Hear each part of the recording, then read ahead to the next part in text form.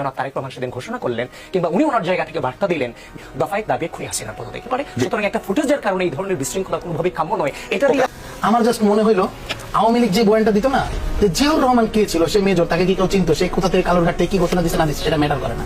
তো আমার মনে হয়েছে এইরকম ভাবে আবিদ ভাই বলছে, কোথায় কোন ভিডিওতে কে কি বলছে বা না বলছে সেইটা নিয়ে আসলে কোনো কিছু ম্যাটার করে না। হোয়াট এভার সে কিভাবে বলতে চাচ্ছে, এক দফার ঘোষণা কিভাবে হয়েছে একদম ক্লিয়ার। আমি একটা ছোট্ট লাইন ধরে বলি, বৈষম্য বিরোধী ছাত্র আন্দোলনের পক্ষে নাহিদ ইসলাম এক দফা ঘোষণা করেছে। এক দফায় স্পষ্টভাবে বলা হয়েছিল স্বৈরাচারী শেখ হাসিনার পতন, নট পদত্যাগ, পতন, এবং ফ্যাসিবাদী ব্যবস্থা দিল। তার ব্যাখ্যায় তিনি বলছেন ফ্যাসিবাদী ব্যবস্থা দিল ও নতুন রাজনৈতিক বিনির্মাণ করে নতুন একটা বাংলাদেশ তৈরি করা, হোয়াট এভার। এখন এই যে একটা বলে ব্যাকগ্রাউন্ড আসলো, এক দফার চিন্তা ভাবনা প্ল্যান কবে হয়েছে, আমি সেইটার একটা ব্যাকগ্রাউন্ড বলে আজকে আসলে শেষ করে দিতে চাই। 16 জুলাই 2024। তো আপনি জানেন যে ততদিনে আবু সাইদ, ওয়াসিম, শান্ত সহ সেদিন 6 জন শহীদ। আমরা সেদিন একত্রিত হয়েছিলাম মাতুয়াইলে তৎকালীন গণ অধিকার পরিষদ নেতা, বর্তমান হলো গিয়া এনসিপি নেতা মশিউর রহমানের বাসায়।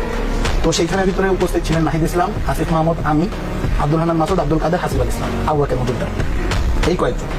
তো আমরা সেখানে মিটিং করতেছিলাম। মিটিং এর মাঝে আমাদের প্রত্যেকের কথা হয়েছিল যে আমরা তো শহীদ হবে, কেউ মারা যাবে, এই জিনিস তো আমাদের ছিল না এই মুভমেন্টে। সর্বোচ্চ হামলা হইতে পারে, আমাদের এটা হামলা হবে তারপরে মেনে নিবে, আমাদের হয়তো বা চিন্তা ভাবনা এতটুকু ছিল।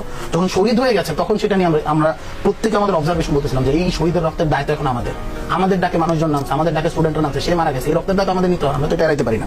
তো এইটার কনসিকুয়েন্স, আমি প্রশ্নটা এটা করছিলাম যে এটার কনসিকুয়েন্স কি? আমরা তো এখন কোটা আন্দোলনের মধ্য দিয়ে তো আমরা এই জিনিস মানবো না। আমার ভাইয়ের জীবনের বিনিময়ে তো কোটা সংস্কার হতে পারে না।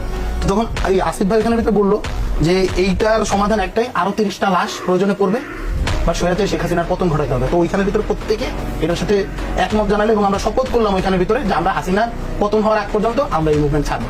তো ওইখানের ভিতরেই আসলে এক দফার যে হিস্ট্রি, এক দফার যে বীজ, আর বলবো যে আমাদের যে শপথ, সেটা আসলে হয়ে গেছে 16 তারিখ রাতের বেলায়। এই ঘটনাটা এই জন্য বললাম যে এক দফা কিভাবে হয়েছে, এই যে জন আকাঙ্ক্ষা এইটা হয়েছে, বাংলাদেশের প্রত্যেকটা মানুষ জনগণের মানে তারা প্রিপেয়ার ছিল এক দফার জন্য। বাট আপনার তো অফিসিয়াল একটা ঘোষণা আসতে হবে। ওই সময় আনোয়ার মোহাম্মদ যে ঘোষণা দেখ, সলিমুল্লাহ খান যে ঘোষণা দেখ, যে যত ঘোষণা দেখ, বাংলাদেশ তো তারেক রহমান বহুবার এক দফার ঘোষণা দিচ্ছে, এক দফা তো বাস্তবায়িত হয়নি। 24 আমরা দেখছি, 23 আমরা দেখছি। তো ব্যাপারটা হলো কি, ওই সময় মোমেন্টে বাংলাদেশের সবথেকে ক্রেডিবল ব্যানার বৈষম্য বিরোধী ছাত্র আন্দোলন, বৈষম্য বিরোধী ছাত্র আন্দোলনের ব্যানারে তখন গণ অভ্যুত্থান সংগঠিত হয়েছে এবং তার পক্ষে বৈষম্য বিরোধী ছাত্র আন্দোলনের পক্ষে নাহিদ ইসলাম একটা ঘোষণা দিচ্ছে। এইটাই ইতিহাসে নিরেট সত্য।